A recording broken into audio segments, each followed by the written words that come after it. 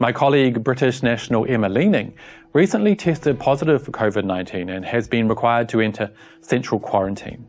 Last night she spent her first night at the World Expo site, which has just been repurposed to house 7,000 asymptomatic patients who will be allowed to return home after returning 2 negative tests.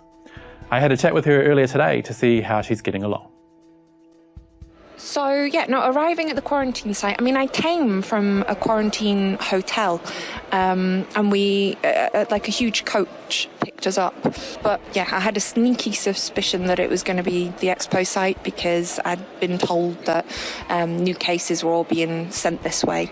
And then sure enough, we pulled up and here I am. And the first thing that hit me when I came through the big doors into the main room, and when I say room, we're talking like airport hangar kind of, massive chough-off room. The instant thing that hits you is the beds, like just a sea of beds. And there wasn't that many people here. I think I was, one of the first here.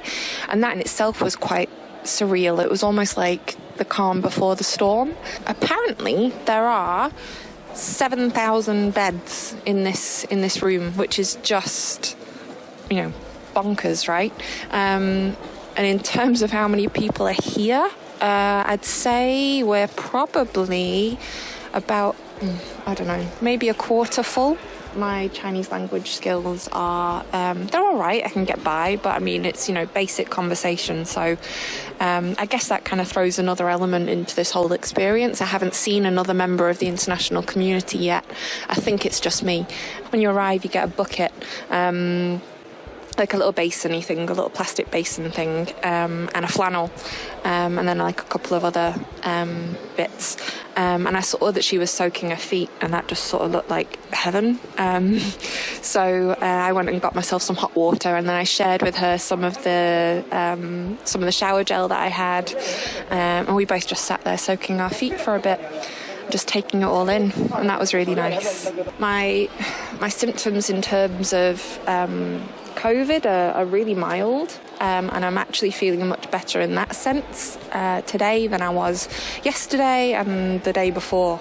But I've not slept, and that's really tough when you're not feeling great, and it also makes the conditions that you're in harder to kind of deal with, mentally and physically. It kind of makes that harder. It's hard to sleep because of all the noise. It's not just the snoring, although that's the major one, but there's kind of, iPhones and iPads and all that kind of stuff going on at all hours, and, the big, like all the lighting stays on super bright. They don't kind of dim any of the lights, sorry. So, it's not kind of set up for the rest that everybody keeps telling me to get.